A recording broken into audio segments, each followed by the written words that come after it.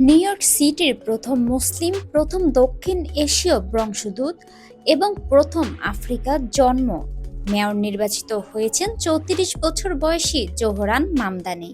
তিনি ডেমোক্রেটিক পার্টির প্রার্থী হিসেবে নির্বাচনে জয়ী হন।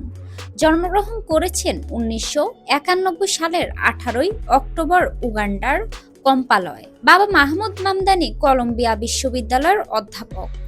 মা মীরা নায়ার খ্যাতিমান চলচ্চিত্র নির্মাতা।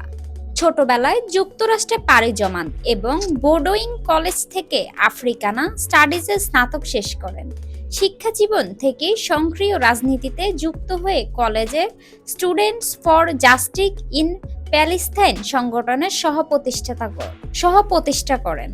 রাজনৈতিক ক্যারিয়ার শুরু করেন স্থানীয় কমিউনিটি অর্গানাইজার হিসাবে।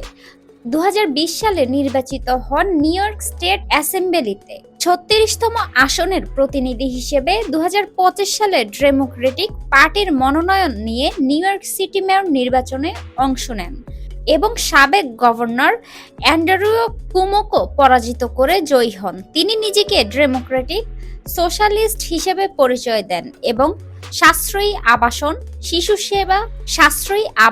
শিশু সেবা, গণপরিবহন সহজলভ্যকরণ এবং ধনীদের কর বৃদ্ধি নিয়ে কাজ করার অঙ্গীকার করেছেন।